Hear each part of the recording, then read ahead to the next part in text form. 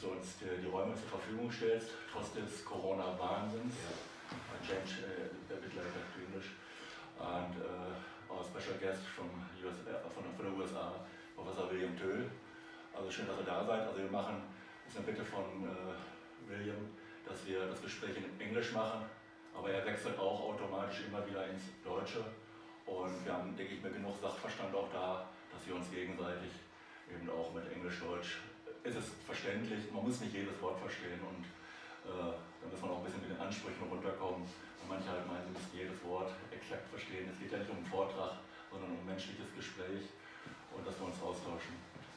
Welcome, William. I open, as I do it every time, with several meetings, and ask you what is the reason, because not everyone knows you, also for the people who see the video afterwards, why you are coming as American to Germany, for the German people, and with enthusiasm, and as you say, a vision for Germany and for Germans. What is the aim, or what is the power that drives you?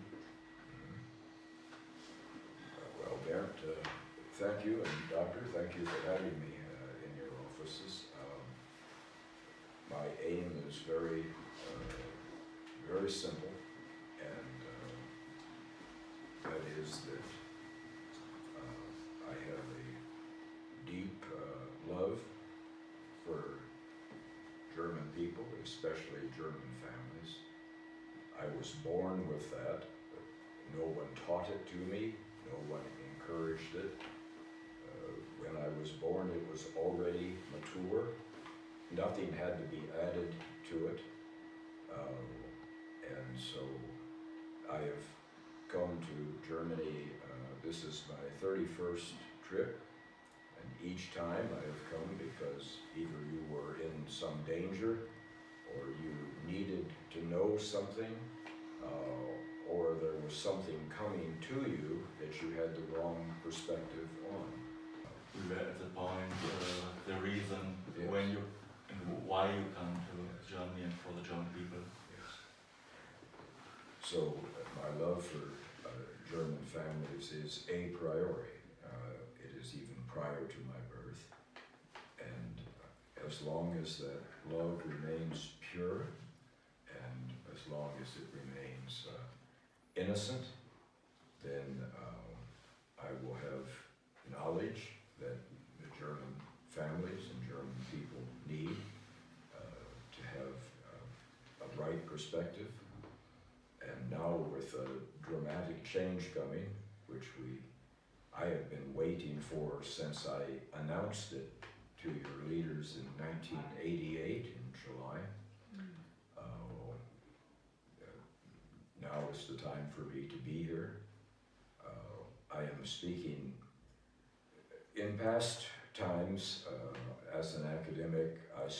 I interviewed about 120 of your leaders, including most of the current cabinet, in Berlin. But on this trip, I am only interested in German families in villages, German families in their living rooms, and so that's all of my focus and all of my time. I I'm in 3 to 4 German cities or villages a day, and I speak to families and their relatives, which are usually 20 to 30 people, and I spend whatever time with them that they need so that they are comfortable and they understand what is coming, and they understand what their role is as Germans. Could you perhaps describe what it is, what that will come soon, for people that don't know your vision? Yeah, be interesting, and after that I would give the word to Heinrich. Yes. It's been known as the perfect storm since my first interview. I didn't do anything publicly except my research for the university, which is the German political, economic, and social model. So each time I come as a friend of the German embassy, as a friend of the German government, and I do my research with different universities in Berlin and different universities around the country. But this time I don't come in that role at all. So from 5 months ago, in the first video I did with Uta Oblivi, it's become known as the perfect storm. That's what somebody named the video. And so now people repeat that to me whenever they see me, the perfect storm. But it's simply rising inflation from too much debt, both on the budget and off the budget. It is immigration that is the wrong immigration for Germany for the future, that no one is talking about in Berlin, and they should be talking about it. And it is too much control. Germans make terrible slaves, and they don't like to be controlled.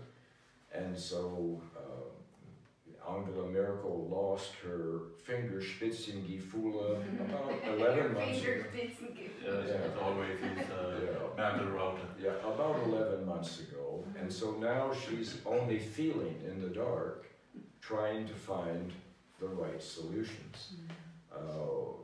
But the only solution that will work for her now is more and more control on the German people. And Germans uniquely don't like to be controlled without a good reason. And she's not giving the German families and people a good reason. The things that she is saying are not backed up by what is actually happening in the country. It could be a point for Heinrich, because I think he also don't like these over control, because he got it in the Landtag all the time, the over control, not to speak free all the time. Mrs. Aras, Landtagspräsident, and she stopped his speaking and threw him out of the Landtag, of the public hall. And so I think, Heinrich, perhaps you could put this point.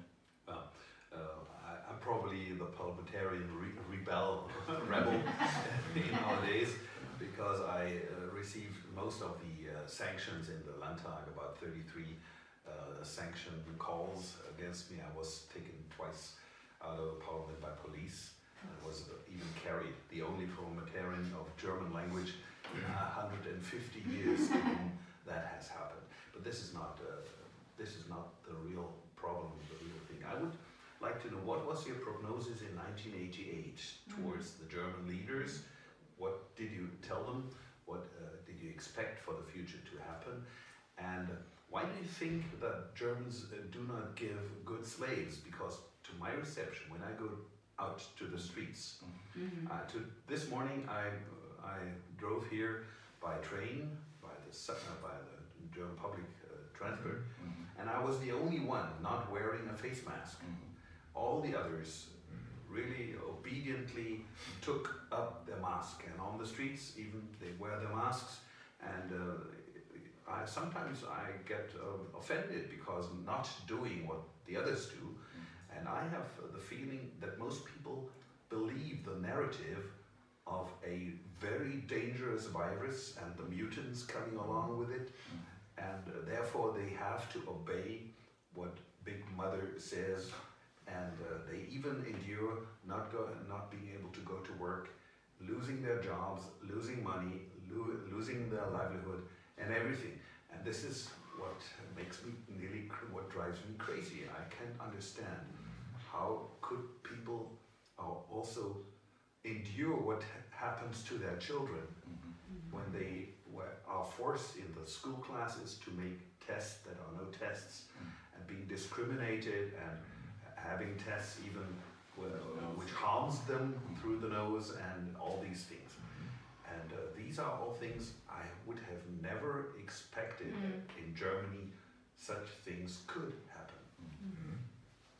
Well, I'll address the second part of your question and then tell you the first part. Okay. Germans uniquely, of course, do have a natural obedience to them. Chancellor takes advantage of. Germans will stay asleep as long as possible, historically. And today, about 96% of Germans are asleep. Maybe 3 or 4% are awake or somewhat awake. But the obedience in Germany uniquely, besonderen Deutsch, has a red line to it. And it is a distinct red line that is individual and it is collective.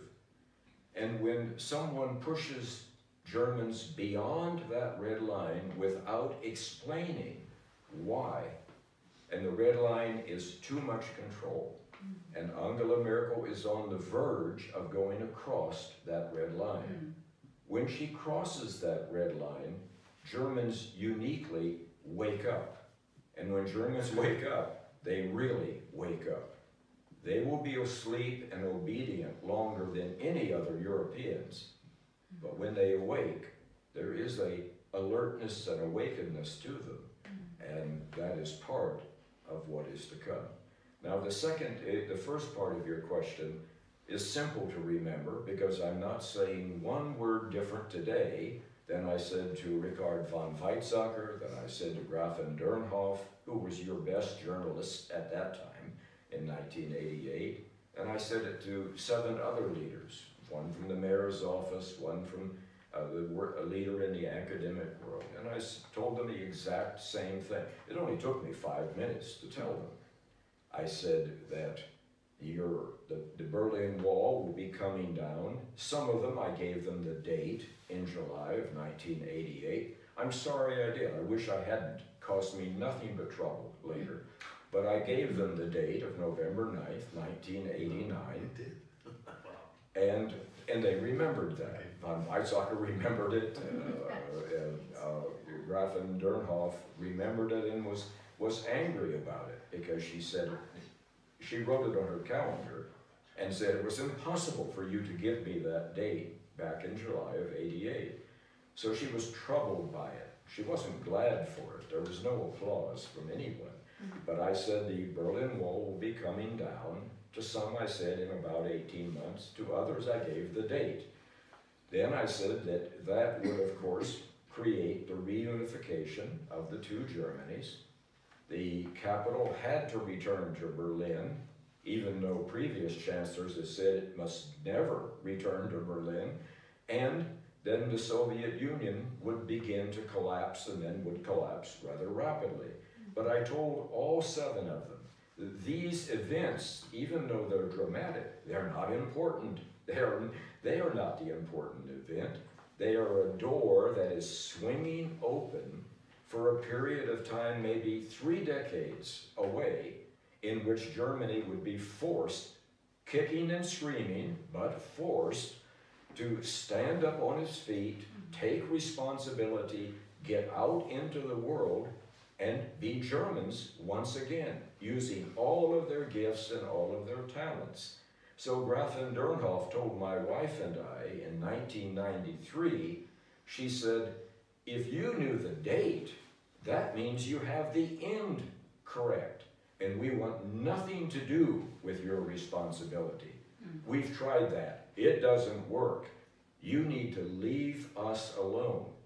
We just want to be one member of a big crowd and be left alone. And I said, Grafen Dernhoff, I understand what you're saying, but 3 decades or so, I didn't give an exact date, you have no choice. You have to stand up. You will have to become fully German again, and you'll have to use your strength out in the world. And she was actually angry because she said, that must never take place. So she told me, go home. But here I am, 3 decades later, sitting here in this room. So I haven't changed one word of my message since July 3rd of 1988. But now is the time. I've had to be amazingly patient. I don't want to be patient, but I've had to be. I've stayed under the radar. I've been a good academic and made good friends all over Berlin and at the embassies. But now I have no choice. We're only months away from the time, and that means that people must know about it, or they'll have the wrong perspective, the wrong mentality. They will be fearful instead of being thankful, and so that's why I'm here. And I'm in 3 or 4 cities a day, sometimes small villages. I have no idea whose home I'm going to be in. I have no idea who's going to feed me. I have no idea who's going to pick me up next. And I'm totally at the mercy of very normal German families who jump in their car and drive me 3 hours to the next small village. So that is who I am, that is what my message was, and here I am sitting today. Could you please tell me, what do you mean by being a good German? Again, what does this mean? I'm a German, and, but I wonder what it is to be a good German. No, you don't have to do anything to be a good German. All you have to do is be who you are, and just be who you were created to be. But in the last few years, as I travel through all 16 Länder, I can't find any Germans, Doctor.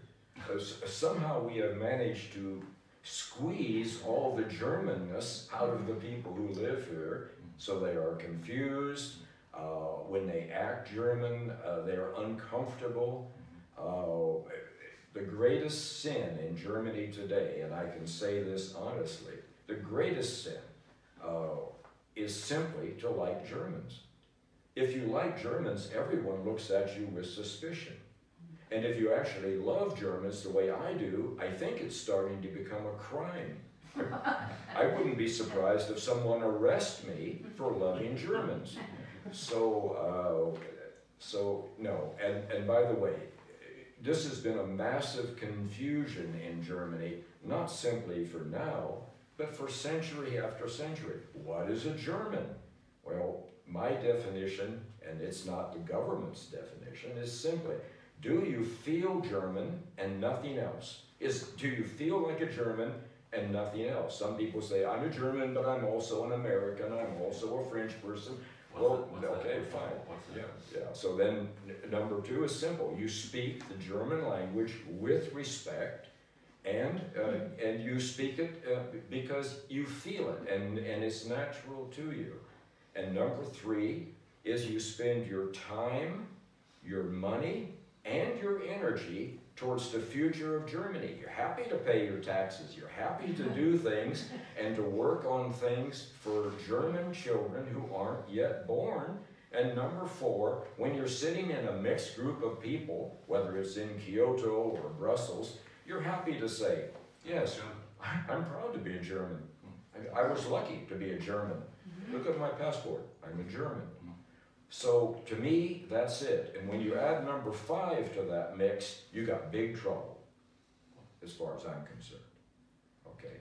So when I meet people that meet those 4 criteria, I know they are comfortable in their own skin. And that's all that they should be. They're created to be something, and not 2 things or 3 things. They're not double-minded all the time.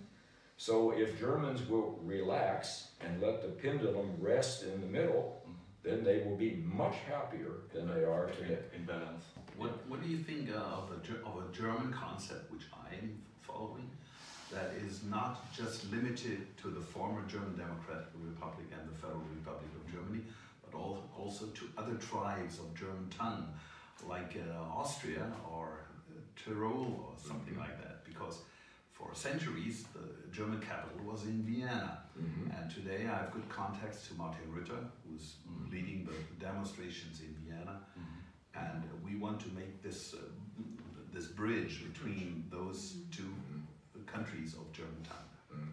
Well, Doctor, I respect what you're doing. I think you should keep doing it.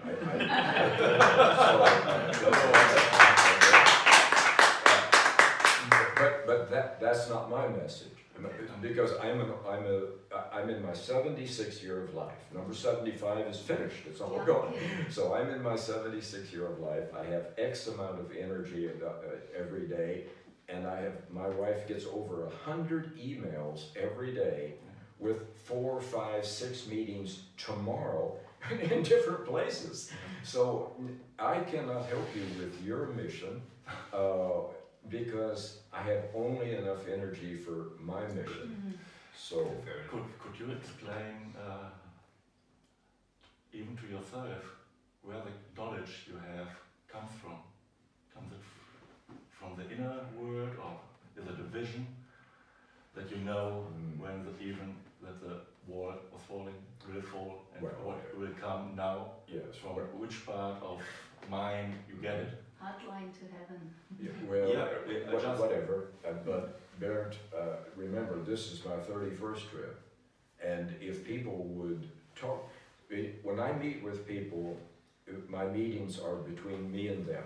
Our conversation, I've never betrayed a German in my life, and they don't betray me, okay? So when I came a year before the credit crisis, I told the president of the Bundesbank, I told the president of the Landesbankens, I told the number 3 person in the finance ministry, I told the academics who were famous for their economic research, I told every one of them, in a year, you have to get rid of all of your American assets. Sell them at a loss. Do whatever you have to do because they are junk and they are going to collapse. And the banks are going to collapse. People in Germany are going to lose money. And when Germans are hurt, I am hurt. But I'm hurt 18 months before they're hurt. And so there were a dozen different people who talked to me face to face and knew when the credit crisis was coming, what it would look like, and they were told what to do. Get out of these American assets. I gave them the names of them. But what did they do? Oh, that's interesting, William. Oh, you're an interesting old man, William, and oh, you're shorter than I thought you would, just in whatever. It's inner height. Inner height. So what do they do? Okay, they don't do anything. And then after the fact, okay, they manage to escape my view because they don't want to be reminded that they knew exactly what to do. Every time I have come either with a date, with a warning, or to tell you something that was about to happen so that you would have the right mentality on it. Where does it come from? I told you that I was born with a mature love for Germans. This is too weird for the camera, so maybe, Patrick, you should turn it off or something. But I know Germans from different generations. I was with them. I know what they were like. I know what they look like. I know what they went through. I know the Germans of 1903. I know the Germans of 1923 and of 1934. I was with them. I can't help it. So there is nothing I can do about it. But if I didn't have this knowledge, both of the past and of the future, I couldn't do anything to help you. Nothing. Because your past is so entangled like a Gordian knot that nobody knows what the truth is, not only about your recent past, but we also managed to muddle up your other past, which was full of achievements and now is full of dark clouds. So if I wasn't there, how can I talk about it? Graf and Dernhoff said, the things that you talk to me about are meticulously researched. Oh, my eyes go crossed. They weren't meticulously researched. I was there. That's why I know about them in great, great detail. Conversations, dates, times, how people felt. So it has nothing to do with research. So what do you expect for my country, my beloved country, for the next future weeks and months? I just received message that the parliamentarian session coming Wednesday is cancelled because the meeting of the Chancellor and the Minister President will not take place, and it will take place probably later. Yes. So what will happen? Will we get more control? Will we get more subdued? Yes. Will we go to the streets and protest? Will we face police? Yes, most of the police and most of your military. And I have lectured at the Bundeswehr-Universitäts at Hamburg and at Munich, and I love these young men and women in your uniform. I love them, but they can't fight, and they don't have any weapons that are able to fight. They don't have a fighting spirit. They are very nice young men and women, but if Liechtenstein wanted to invade you tomorrow, Doctor, they would win. And now you wouldn't have Angela Merkel anymore. There are 2 red lines here behind. So, but your police are basically, I've gotten to know many of your police, being in huge rallies and things. They allow me to walk with them, even the Bereichspolizei and their flying squads. The left accepts me as part of them. The right accepts me as part of them. It's fine. I love all Germans. You can't be too difficult for me if you're a German. You may not be likable, but I still love you. It's as simple as that. So these are our beloved Germans, and I think Bernd probably loves them as much. That's why we're all sitting on the same couch. But the police in Germany are basically conservative people.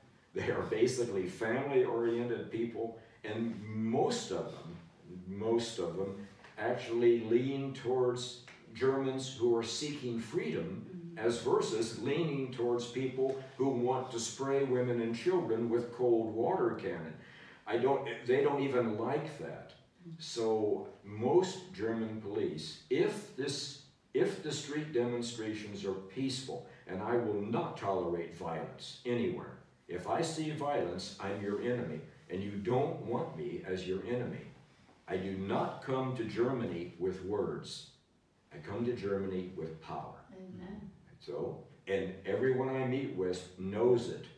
And it's good power, but if somebody is dividing Germans, if somebody is hurting Germans, if someone is bringing confusion to Germans, they're my enemy.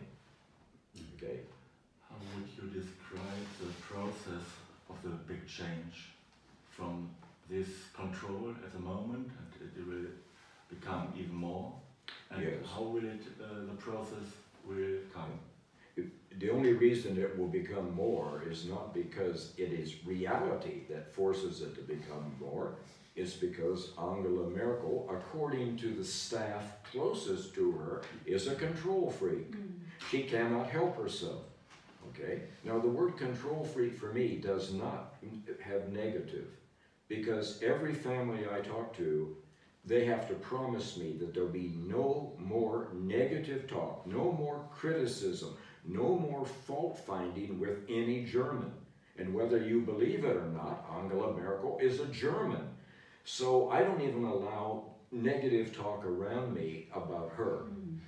There's way too much negativity in Germany. When people are frustrated, when they're angry, they turn at each other with labels and branding, and this is wrong. It has to stop. You will be terribly off balance in the future if you keep this up.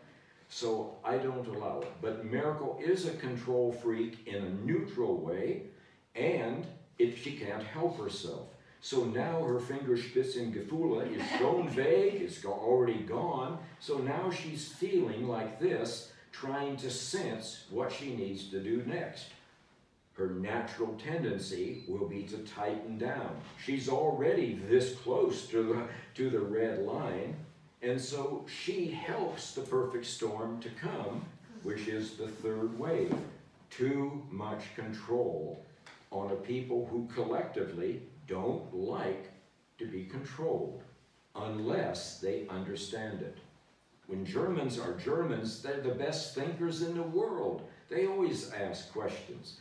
First question is, was steckt dahinter? I haven't heard that question in Germany for years. It's like we're afraid to ask questions. Then the question is, wie ist eigentlich gewesen ist? Was ist wirklich wahr? Okay, It's like we don't not allowed to ask questions in Germany, or you lose your job, or you go to jail, or you get carried out of the parliament. Okay, so so this is the situation we're faced with. But now we're running out of time. We're not in a race, but we only have a few months to go. Some people say, William, why such a short time? My God, you've waited 75 years, and a few more months? I don't see that that's a problem for anybody. So there's going to be too much control, and the control cannot be explained. But zum Beispiel, I was in Berlin, I was in the Bundestag only 8 or 9 days ago, and Angela Merkel was giving a talk about how emergency room doctors all over Germany were overwhelming her with requests that she have a hard lockdown, maybe 6 weeks or 4 weeks, shut everything down entirely, because they were overwhelmed, and the hospital beds were overwhelmed, and patients were out in the hallway, and some of them were out in the street. What if we run over them with a bus? Okay. Now, everybody in this room knows that's not true. Okay, hospitals are closing. Emergency beds are going down by 18–20%. And the beds are empty. Yeah, and the beds are empty. Great, we all love that idea. But why did no one question Angela Merkel when she said the hospitals were overflowing and the hallways were filled and the emergency room doctors were flooding her? And what choice did she have? She says, that's the typical Angela Merkel. What choice do I have? No choice. That's the word, those are the two words that have been ruling Germany now for her whole time. We have no choice. No, we have no choice, okay? Which means I have no interest in finding out what you, German families, I don't care about your opinion. I don't care about the Landesparlamenten. I don't even ask what they're doing. And I certainly don't care. I certainly don't care about the Bundestag, because if someone stands up to get a good speech, what do? I do my nails, okay? I roll my eyes. I look up at the ceiling. And if it's a really good speech, I get up and walk out, okay? She doesn't consider. The word no choice means I have no interest in what Germans have to say. So what to do? Yeah. I mean, in the parliament here, I made this experience several times. I'm always speaking to these things, and I'm telling them, I have the statistics on the intensive care beds and on the situation. I'm a doctor myself. I know the situation about inoculation, or what is praised as an inoculation. We don't know if it is really such a thing. And all these things, and I go to the podium, go to the microphone, I tell the people, and no one listens. The minister-president doesn't listen, no one listens, no one cares. All the other parties, never. Yes. Well, doctor, I've got good news for you, because in only a few months, everyone will want to listen to you. Yeah. Because when the winds of the perfect storm start to come, Germans, even though they will remain asleep for some period of time, because they're comfortable asleep. They're underneath the quilt, and they have their noses out, and life is okay. It's not very good, but it's okay, and that's good enough. But in about 3 to 4 months, when the storm starts forming over Germany, then people will start asking all new questions. The old questions will go away, and Germans will start saying, was ist los? Was passiert? How should I think about these things? Now they'll want to listen to you. Will there be a sign, so we know now is the time has come? When you see inflation starting to rise, up 4.5%, 4.7%, but of course Angela Merkel has expert doctors who of course know everything, both of the expert doctors, okay? And Mr. Lauterbach. Yes, and she also has expert economists. When it's 4.5% inflation, she will say it's 2.75%, and you'll never know, but people will start going to grocery stores and they'll start buying things, and they say, wait a minute, the basket is not as full as it used to be, and so when you see that come, when all of a sudden you realize that you're getting immigration every month under different excuses that nobody's telling you about, and it's not the immigration that's the problem, it's who are you getting that the problem is. The criminals. Okay, remember, I walked all 5 East German states at 70 years old. My leg was killing me every step. I went over 400 miles with the immigrants. I know exactly who they are. I was with them. I smelled them. I touched them. I was with them every single day. Angela Merkel says they're rocket scientists. Did you get it with on a private purpose, or did you You had a danger. My people, the German people, were in danger. My people are not the schmecky-meckies off in Berlin somewhere, okay? They're nice, they have beautiful Mercedes, they have everything that they want, okay? I can relate with them. They're not my people. They don't need me or anything else. So when I came as a private person. I went to the Hungarian border, which is where they were coming through on the 1st of October, if my memory serves me right. I was there on the biggest day. And one day we had 60,000 immigrants come into Germany. This was in October at some time. And Angela Merkel that night was telling the German people about what was happening. And of course she told them, you know, the majority of these are women and children who have been on the road for 3 weeks, and they are hungry and they're tired and they're dirty, and we have to welcome them into our home. In the peak day of 60,000 immigrants who came into this country, there were 3 women. How can that be 50% of 60,000? Something's wrong with the equation here. But I'm sure she could find an expert who would tell us that there were 31,000 women, okay? But you know what? There were no experts out there. Angela Merkel wasn't out there. Nobody was out there. The press was writing stories, and they weren't even at the border. Who was giving them information? Well, I have no idea. Angela Merkel also said these people will be able to help our economy. We have a labor shortage. They'll be working for Siemens and Bosch and Lufthansa tomorrow morning, okay? And I was there when they filled out their deals, okay? Up in the upper left-hand corner of their white sheet, it says, "What is your name?" They couldn't remember their name, or it changed almost every day. Then they had to fill out their passport number and the passport nationality.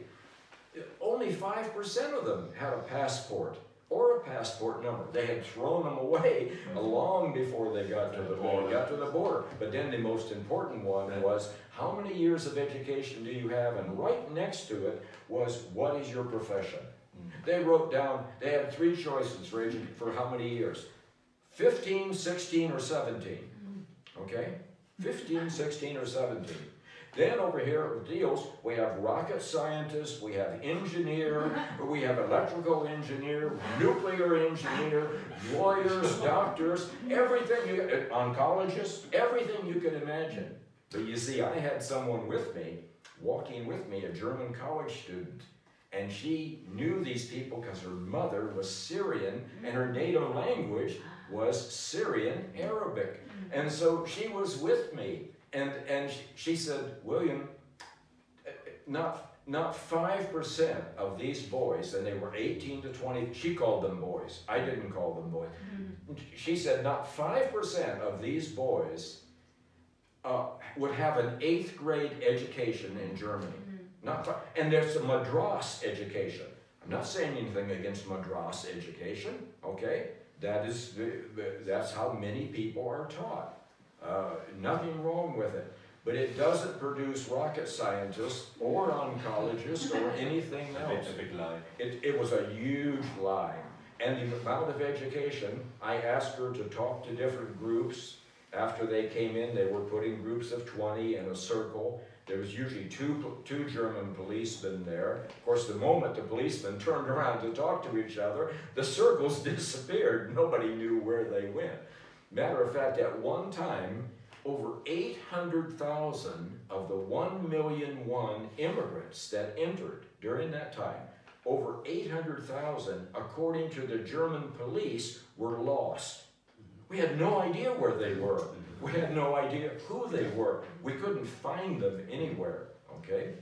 But the education level of those people, she said these are mountain boys, these are farm boys, less than 20% of them are Syrian, less than 30% have ever heard a gunshot fired in their lives, and she said the vast majority of them are coming here for, and she went like that, okay? So, for money.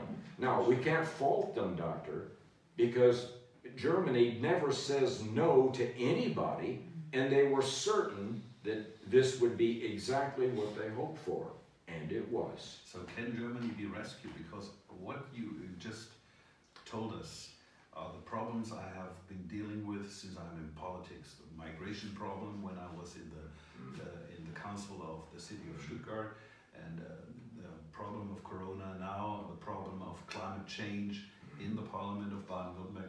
All these subjects are subjects that oppress Germans and the German population and the people of Germany, because everything is undermining the foundation of my people. In various respects. Also the financial crisis, which was one of the first things to one of the grave things Angela Merkel did. She did more things by erasing the family structures, the foundation of the family, men and women and children, by replacing it by other family models from the left side.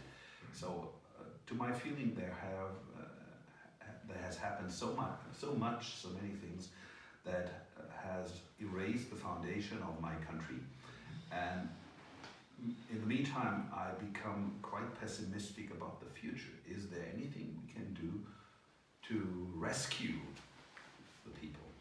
There's absolutely nothing that you or any German can do to rescue the future. The system is way too strong and big, it's way too entrenched, and then there's a system over the system so that you have layer after layer. But there is wonderful good news.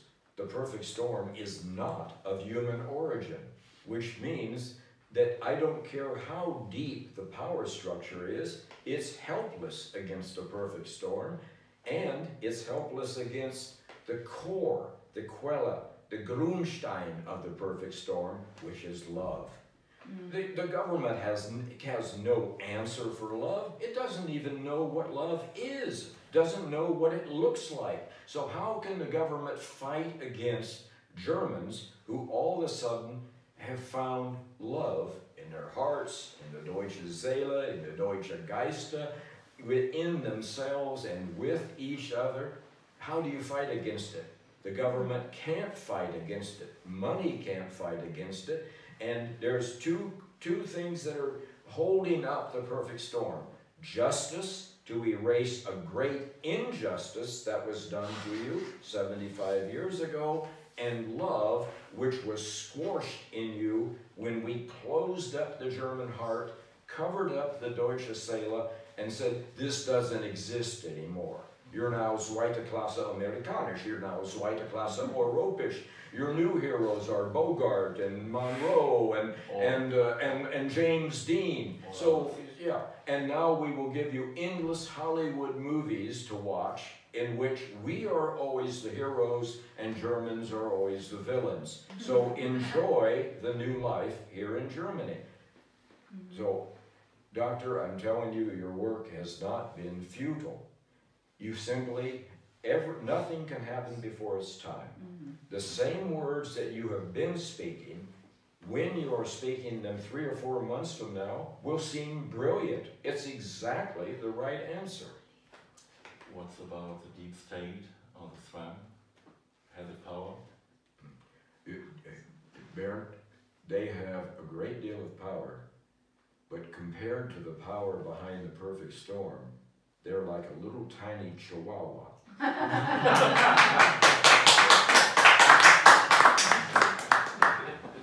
This sounds hopeful. Doctor, you have to be hopeful right now. Yes. Because you have to stay out of the past and you have to stay positive. You see, the problem I have is I've already seen your future. That's the problem I have. I've already seen it. And it's beautiful and it's bright and it's the best period of time in all of German history. It's what everyone has been hoping for, dreaming for, quietly laying in their own beds, but not believing that it would ever happen. But I've already seen it, and I can describe it to you. I can tell you what it looks like. I can tell you what Germans will look like. You know, when Germans are in love with themselves, they have a radiance. They have a radiance like a woman in love, and that radiates to other Germans. Could you give us a clip inside of this vision? That's a big It is a Germany that feels good about itself because it is respected for its strength.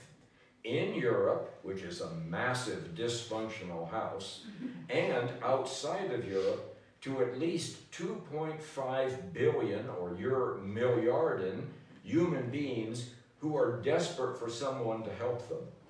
The U.S. is retreating, warlords are coming in, women will be attacked, children will starve to death, families will be torn apart unless someone replaces the United States and decides to help them. Guess who gets the job? Deutschland. Of all people. Ausgerechnet. Okay? So, that's why I said, I told these people in 1988, you will come kicking and screaming. You don't want anything to do with this. But it's your destiny. And now it's time for it. And I see Germans being respected. You know, you can do anything that you want, all the effort you want. You can pay out all the money to Greece and Portugal, and you can support the euro. You can do any amount of work that you want, and you will never be appreciated in this dysfunctional house of Europe. All they'll say is, this is too little, I want more. You know, you owe us this money because you were bad to us. On and on. That dysfunctional house will not change. Will there come collateral damages? Well, the only collateral damage, and I don't talk about this with families because they don't ask me. If they ask me the question, I have to answer them. But you have to now take responsibility for a sovereign nation called Germany. You haven't been sovereign for 75 years. You've been an occupied nation. And doctor, the reason people won't listen to you is because we, the Allies, okay, and it wasn't only four, it was the Allies, 4 people. There were 32 nations signed on the dotted line to destroy Germany completely and totally. And they all thought it was the best thing they could do. But the psychological operations that we left behind from 1943 to 1946 were so powerful that it is impossible for a German to listen to another German in the German language. We made it so. It was that way. You can talk till you're blue in the face and other Germans can't hear you. They don't like themselves, they don't like you as a German, they're not sure if what you're saying makes any sense or not. So it's noise, field alarm into the air. We did that to you. You didn't do it to yourself. It was the best and most sophisticated psychological operation in the history of mankind. And we imposed it on you when you were flat on the ground starting on May 8th of 1945, when women were begging for a piece of chocolate or a loaf of bread or anything. The entire nation of Germany was helpless at that. You were like 11-year-old children. There was no running water, there was no toilets, there was no shelter, there was nothing. And then look at that. I was here in that terrible summer of 1945. And the winter that followed it was one of the worst in 35 years. 3.5 million civilians, mostly women and children, died between 1946 and 1949 from neglect. and terrible weather. Okay, 3.5 million. I never hear that in Germany. That's the International Red Cross's number. I didn't make that up. That didn't come from a right-wing extremist. But nobody even talks about what happened at that time. This psychological operation made it so you can say brilliant things over and over and no other German can hear you. Okay? What will come with mass media? How will be the change in the cultural sphere, film, theater? Because at the moment you can't call it German culture. There's German culture is not allowed here. Maybe it's allowed in Milwaukee, Wisconsin, at an Oktoberfest. Pennsylvania. Okay, but it's how it will come, that it opens, that the original cultural heart will come up, and also the German singing, because we sing all, we make breakdance, we make all English songs, but not the German not only are you overwhelmed with American movies from Hollywood, but you're also overwhelmed. You know, I'm not sure, you can drive anywhere listening to the radio, you can go into a restaurant anywhere, and all you're going to hear is American rock music, usually from the 50s or 60s, things we stopped listening to years ago. So, but it's the same thing everywhere about German culture. And by the way, German culture was a beautiful thing in 1932. In 1932, 1930, even in 1929, most Germans lived and thrived in a German cultural world. They knew their past. They knew all about Goethe and Schiller and Kant and Heidegger. They knew all about. They could hum Bach and Beethoven and Brahms and Handel and even Mozart, the Austrian. I mean, everything about German. Eichendorff. Yeah, and it's right. People loved Eichendorff's poems. I still use Eichendorff's poems in my honors classes, along with Tuchev and along with Hebrew poetry and others. Beautiful, beautiful poems. But today, when you talk about those things, when you bring those things forward, when you talk about German achievement in science, in industry, in medicine, and you talk about German things, immediately people's hands go up and they back away from you. They're on the defensive. Something must be wrong with you. Okay? Obviously, nothing is wrong with a person who loves German culture. So, yes, we are the ones who closed up the German heart. We are the ones who made that great open German heart pull inward and go cold. We are the ones who forced you to cover the Deutsche Seele, which is Zeitlos, and it is, we forced you to cover that up and told you you had to be ashamed of it. Why we had to be ashamed of it? Because we told you that inside the Deutsche Seele that there was darkness, there was evil, there was the devil, there was Bösen, and if you ever uncovered it again, whoa, here it would all come out, and you would start hurting people once more. So you are co-complicit in keeping these things covered. And where is the Deutsche Geiste?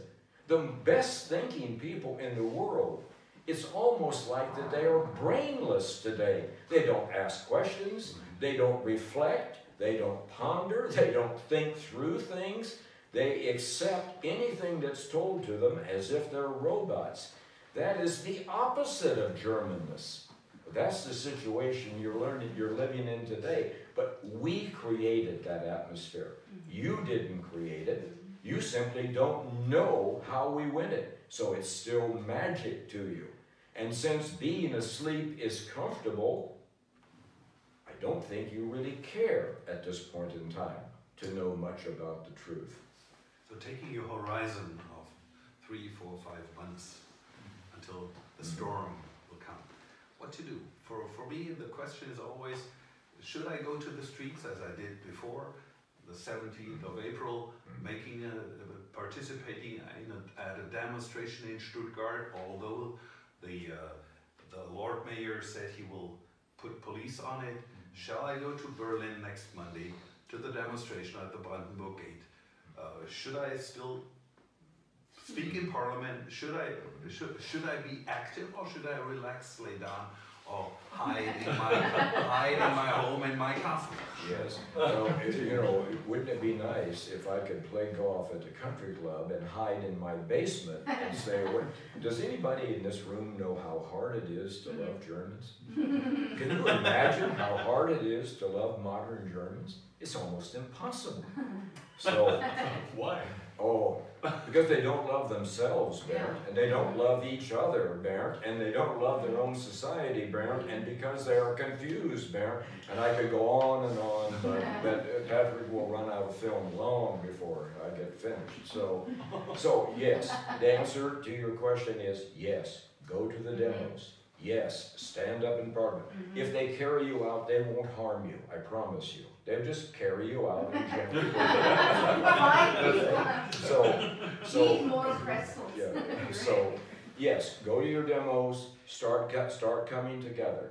But if you go out of this room today and start talking the way I talk, you are going to get a crack on top of the head from somebody. Wait for the perfect storm. Now, be respectful in your demos. Be respectful and start asking questions. I already gave you the 3 questions that all Germans for centuries have asked. You're not asking them. Start asking them. What's behind this? Where is all this going? What is really the truth? Is this the fullness of truth? And you'll find that people's eyes will go cross and they won't answer you. They will ignore you, okay? But you have to keep asking those questions until you get until it resonates as truth. When it resonates as truth, now you're getting close to the truth. Will they answer or will they run away? Merkel and Co. They can't answer. Remember, it's Merkel's mistakes that have caused the rising inflation. It's Merkel's mistakes and not talking to the German people openly that have caused the new immigration crisis, and it's Merkel's mistakes of having too much control from a blind perspective that actually brings the storm all together at one time. Remember, she can handle any one leg of the storm by her, just no problem. 2 legs she can handle with great difficulty because she's already gotten rid of all the strong people that have tried to be around her, but with great difficulty she can handle 2 legs, but she can't handle 3 legs. And yet she is at the core cause of the winds that form all 3 of the storms. So how does she answer questions, doctor, when she's the cause? She can't answer questions. So she already has a place to promote herself to. She already has a new place that she will, at the perfect time, elevate herself, and everyone will applaud, and they will give her mugs, and they will give her trinkets, and they will send her on her way. Let her go. Don't yell at her, don't harm her, don't demand that she do anything. Just wave goodbye and let her go. And after the perfect storm starts, she has no more answers, and she has a huge ego, so she is going to promote herself to the United Nations, or maybe she'll become the head of the Nobel Committee, or she'll do something that appears to be much better than being Chancellor of Germany. And the other comrades of her? They will scurry away and find a job maybe with the post office or somewhere else, because they're not strong enough without Merkel at the center to do much of anything on their own, and they know it. So they will find some other profession, or maybe they'll go to Mallorca and somewhere. So you're going to have new leaders with new mentality. In one former talk, you described that there would have been done 4 steps yet, and there would come a next step, a 5th step. Could you say something to this 5th step? Yeah, the 4 steps are finished. So I've had to wait so patiently, and I don't like to wait because I'm getting older, and I keep thinking I'm going to die before we get a free Germany. But so far I haven't died, and I'm still sitting here. And so the fifth step now is the perfect storm, and what happens after the perfect storm. Can you imagine what it's going to be like in a Germany that's been asleep, happy to be asleep, happy to be slaves, happy to be occupied for 75 years, now even addicted to be occupied? Can you imagine the transition it's going to be to taking responsibility, learning how to say no and mean no, having a sovereign nation, having to choose your own friends and your own enemies for the very first time, and having to figure out how do we defend our own families, our own homes, our own land, when we have a military that can't defend anything? How do we go out into the world with all of our people to be and use our political, social capital that has been built up in us all these years? How do we do that and not defend our people out in 40 different countries, which are sometimes dangerous? Now that is going to be difficult for you. You're going to have to start respecting Germans who wear uniforms again. A very, very big hurdle that you'll have to get over. What position has, in your view, spiritual components, like biblical sites and stuff like that? Is important, or? Doctor, we're in a battle that is parallel. It is parallel, side by side. One battle we can see and we understand it, and we know names, and we know systems, and we know this. But there's another battle going on that we don't see every day, but it's parallel, and they're moving parallel. There's a great, great spiritual struggle for the heart and soul of Germany, a tug of war, back and forth. So that is taking place, very powerful.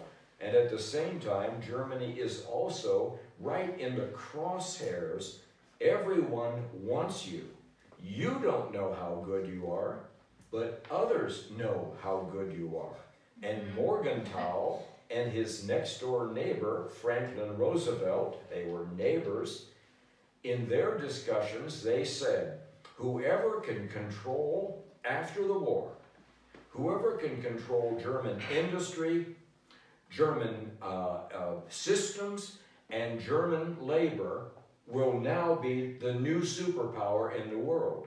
We must control these things because it's the very key to the period after the war. But meanwhile, over here, Stalin is talking to his people, saying exactly the same words in the Russian language. We have got to get a hold of German systems, German industry, German labor, because if we can get it, we will be the next superpower for the world. You don't think Vladimir Putin thinks about this every day? How can I get the rest of Germany? You don't think it's the #1 geopolitical priority for America every day? How do we keep Germany without them knowing that we have them? Get it? Without them knowing that we have them. Okay? So, you're in the middle of a physical battle that is very real and visible, and it's another tug of war, and you are in the center. Whoever controls you gets to be the boss. But you don't realize there's any good in you at all. We are the heart of Europe. Well, you're also the heart of bigger than Europe. The heart of the world. Well, whatever. Okay. I didn't say it. Okay, The Bernd said Germans something, Yeah, sure. somebody else said something. Okay, I said bigger All the than symbols. Europe, bigger than Europe itself. But you are completely unaware of these great struggles that are going on around you. And you're also unaware of how incredibly important you are to the entire world system. You think you're small and down and obedient and nobody cares about you. It's one vote for Malta, one vote for Germany, and when there's a crowd going through the door, who comes in last? The Germans. The crowd goes first, the Germans come last. It's because you have a totally wrong concept of who you are and how valuable. You are a treasure, a Schatz. That's who you are. And everyone wants you. Okay? Guess what? This is Deutschland. You're the only one who gets you. Okay? But it's going to be very, very hard. And they're going to need Bernd Krains, and they're going to need this doctor, and they're going to need many other people, because we're going to have to hold Germans' hands for a while to get them to stay auf. Yes. Yes, Okay. someone in the community, he is not a leader, he's a person ahead high in the north, from in the indigenous people, like Indians. Because in our politicians say there are no ethnic Germans. Like Linda, he says there are no ethnic Germans. And so what would you say to us or to the people what it means to be German from the origin? Well, Bernd, you must be addressing your question to the good doctor here, because you know I'm not going to answer any questions about tribes or ethnicity. I've already given you the four things, and remember, when we add a fifth one, we got big trouble, okay? Now we just have fights and arguments endlessly. You stay with those four, people will be happy, and everyone who is a German will feel like a German, and the entire society will accept that. So, doctor, he's asking you a question about ethnicity. Ping pong. I don't want to answer this question about the German tribes. I just want to state, in a week from now, approximately, on April the 18th, there will be the 500th Jubilee of Martin Luther declaring before the Reichstags to Worms. Here I stand, I can't help it. Yes. God help me. Yes. Amen. Amen. And I will have a church service in the front of the Dome of Worms. I just apply for it, and I invite you to come to participate on this service before the Dome of Worms, and make a procession around the dome, and end up at the monument for Luther in Worms City.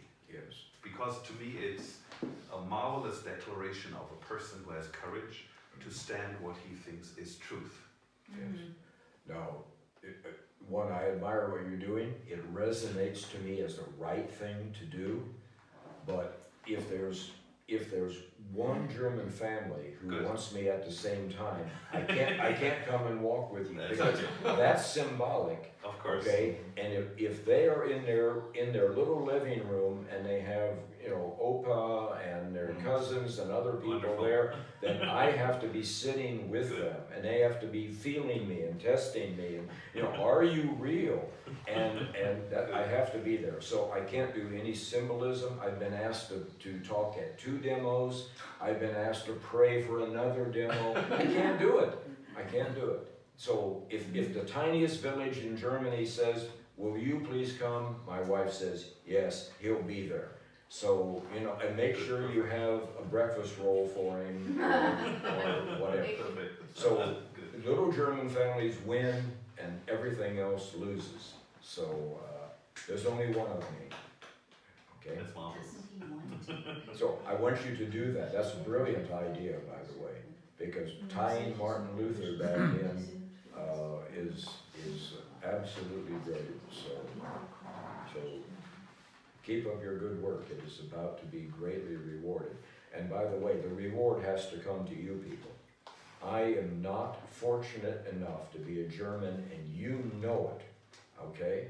I am too short, I am too old, I don't speak any German, and so I am not fortunate enough. You were born for this very period of time. This is your time.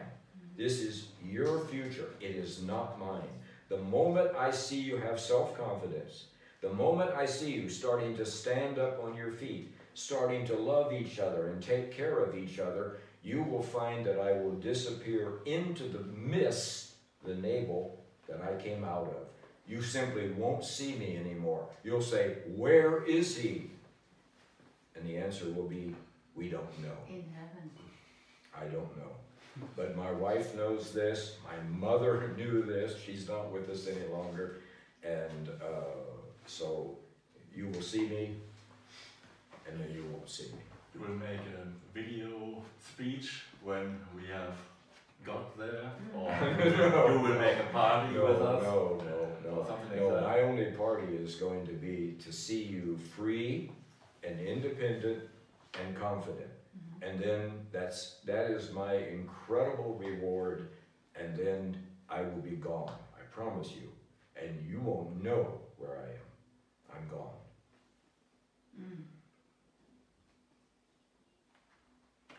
Ich denke mir, es war eine schöne Runde. Thank you very much for your Thanks a lot. openness. Yeah, thank you for For being with directing us.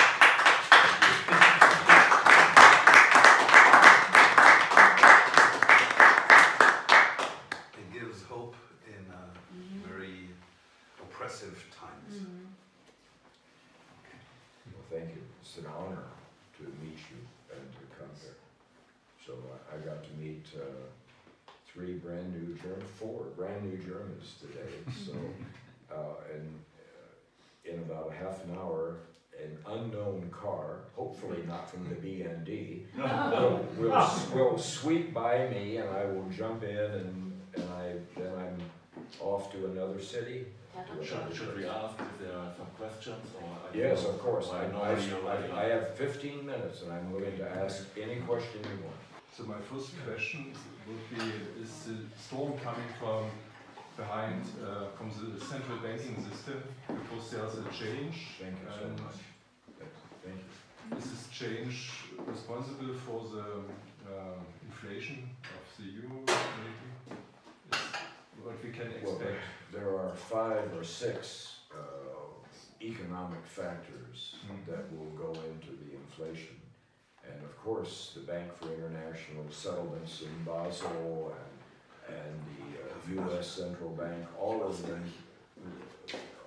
will be involved in the process of trying to cover up inflation, trying to solve an inflationary problem, but of course it won't work. Your normal budget, your budget that you can see in the newspaper that was passed when I was here in September and October, or no, October and November, that budget has too much debt on it for Germans, but Angela Merkel has made so many promises, financial promises, contingent liabilities, agreements to support things that even the Bundestag doesn't know about. That inflation, there's no central bank who will be able to stop it. Now, inflation for Americans is not a problem because we borrow money to pay our rent every month. Okay? But for Germans who save 23% of their income, inflation is like a robber breaking in your house and stealing money from underneath your mattress. Germans aren't going to like inflation, especially since no one told them about it in advance. Go back and look at those tax meetings in the Bundestag back in October, and Angela Merkel never said the word inflation once in the entire time. Why? Because she doesn't want to be unpopular. Okay? So she left it out. That's the serious. See, the problem is not these things, it's the problem that no one trusts the German people enough to tell them about. Otherwise, you could diversify your assets over the next 3 or 4 months, couldn't you? And you would be somewhat inflation-proof. But if she never tells you about it, okay, if only Schultz knows about it or Spahn knows about it, then the German people are in danger. And it's not because that the entire central banking system is collapsing? No. No. No, you got to get away from a doomsday scenario here. And also, you're going to ask me, well, what happens in France, and what happens here, and what happens there?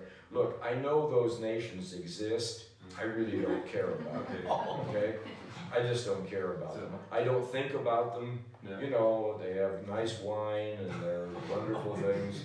But I love Germans, and believe me, that's more than enough for my... And I have a question, what is the name of the psyop? Or is it so secret? So Yeah, no, it is a secret, by the way, and it is a secret. And not only did the 200 of the biggest brains in the world, Oxford, Cambridge, London, Harvard, Princeton, Yale, University of Chicago, not only did they send their best brains to this place, they had to sign the Official Secrets Act, which meant if they violated it, they went straight into prison.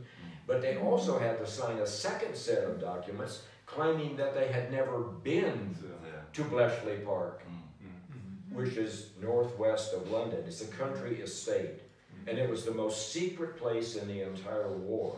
Eisenhower, in his headquarters, wasn't anywhere near as protected as Bletchley Park.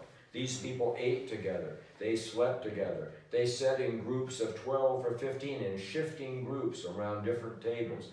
They had one goal and unlimited money. If they wanted billions, we gave them billions. They had nothing to do with military. Most of them were civilians. We assumed in mid-43 that the Germans were finished militarily. They were running out of gas, they were running out of ball bearings, they were running out of copper, they were running out of everything. And so we knew that by November of 1944, the Germans would be kaput. They would be finished. See, we forgot you were Germans. Okay? We just simply, we forgot who you were. Okay? You didn't need any of that stuff to fight. You just kept going. So, from mid-1943 through 1946, these people had one goal only.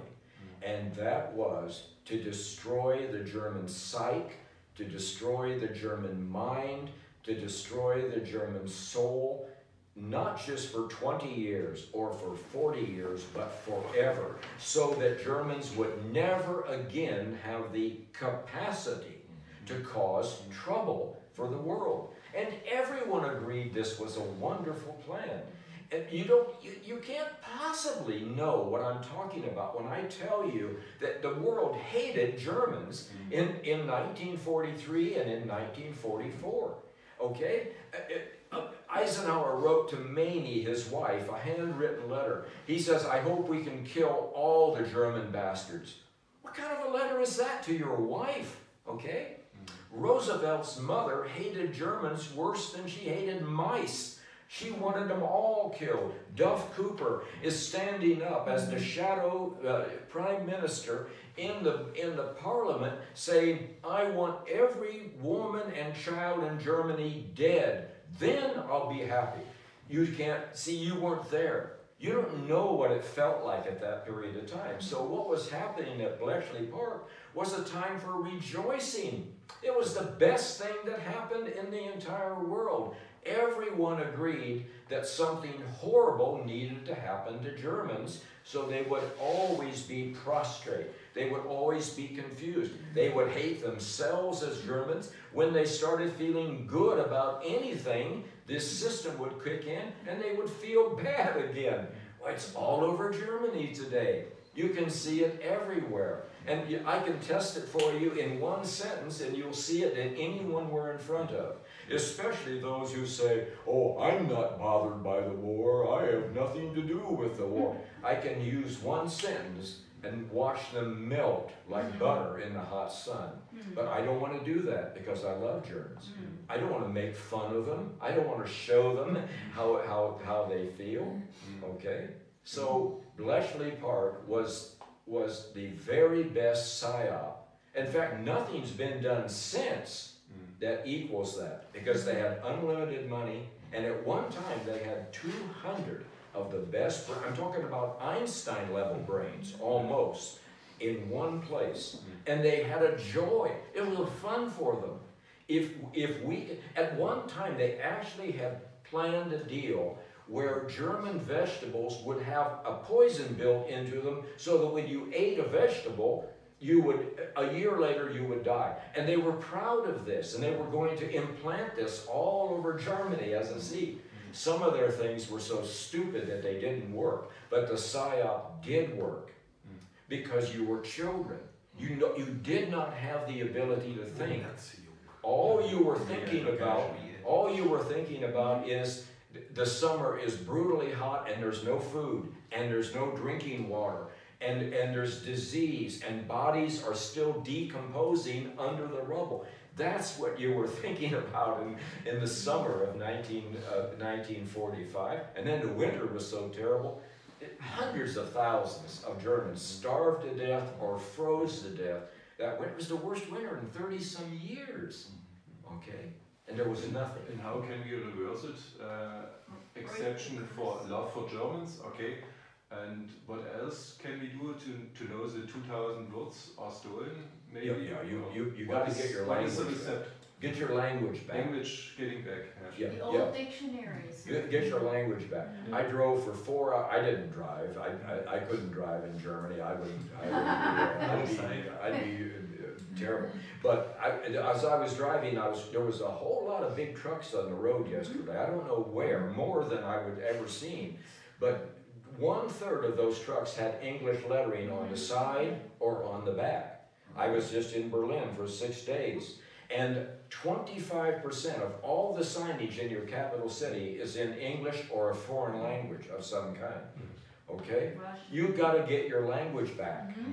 We robbed a lot of your words, especially words that you needed to communicate with each other. Rich communication, full communication. Okay? You got to reclaim those words because they're words you're going to need in order to love each other, care for each other, nurture each other, organize a sovereign nation. You got to get them back. And forget this foreign language junk. The American English is only for marketing and making money. It has no other value. Okay? And here I am forcing this doctor today to speak a foreign language. He should say, Professor, why don't you try learning German for once? Okay? I didn't want to be unpolite. I know you don't want to be but German is the superior language, don't you think? I wish I could speak it. I came here for all those years, and every single academic in Berlin, the moment they saw the flag, I want to practice my English. And they thought their English was perfect. It wasn't. Constitution was first written in German. Yeah.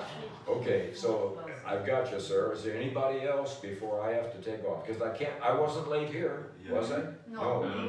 I won't be late there. Go ahead, sir. For me, it's great that you love the German people and the German family. And I see there are some people they hate the Germans, but there are some people like you, and you're not alone. They are for the Germans. Maybe they have guilt, feeling guilt. But for me, it's very interesting to see, if you're talking about the upcoming storm, that these peoples, they are good for the Germans and they are friends of Germans, are having the power, or because 75 years being small and being not German, and now the storm is coming and we are getting back the German soul. Yes, right. So, well, good, sir. Do you have any questions for me? Do you have anything you want to know from me? Do you have a question? The question is, are there a lot of people that support us, the German, to be friends? I can honestly say that outside of this country, no one gives a damn whether you live or die. Okay? It's good to know. And within the country, too many people are still asleep. Yes, and within the country, about 96% of you are still asleep. The storm will wake some of them up. Angela Merkel's future mistakes will wake some of them up. And when Germans wake up, Sarah, you really got to be careful. Get ready for a ride. Okay? Get ready. Ma'am, you have a question? Maybe there are some who were hiding. It's me. greatness of the German soul and working and not making questions to anyone, because I knew from this side I don't get answers. But in the secret, I'm working. Yes. And I'm great. I'm Yes, and I'm all for you. So we're on the same side, okay? We're on the same side. But you have been in hiding. yes. And our system of psychological operations makes sure that you always have a little bit of fear the moment you start feeling good. The moment you want to come out of the Ecke and stop the Verstecken, okay, immediately there's a little fear in you. I'm going to lose my job. My neighbors won't talk to me anymore. My children won't be happy in school any longer. So we did this to you, all right? But I'm telling you, there are millions of Germans exactly like you. Yes, that Millions of them. I wanted Yes. to say that Yes. because of the hope of the doctor, Yes. that Well, that he knows Yeah. there are some. There are some people There that are- support you. Yes, but it's more than some. I only got a Yes. few minutes with you. I'm sorry to interrupt you. Please forgive me. But I'm telling you, there is more of you than there are of them. But they have a big microphone, so they sound as if they're big and powerful. There are more Germans who are exactly like you, or you in this room, than there are of them, okay? Once they get on the defensive, you're going to find them starting to melt away, and you're going to realize that there are millions of Germans who want to come out of hiding. It's going to be a I've already seen it. It's a wonderful, wonderful time. And We get a bigger microphone. and even we don't need a microphone because we have a very Strong voice, yeah, like the doctor. that's I would more important. It has to come from the heart. I would So prefer we don't need a Yeah. technique like microphone. Yes. It's a comfort. Start singing, Yes. dancing. We Yes. should sing the national anthem. That's what God put on my heart. Die und Freiheit für das deutsche Vaterland. Danach lasst uns alle streben, brüderlich mit Herz und Hand. Einigkeit und Recht und Freiheit sind des Glückes Unterpfand. Blühen Glanze dieses Glückes, blühen deutsches Vaterland. Blühen Glanze dieses Glückes, blühen deutsches Vaterland.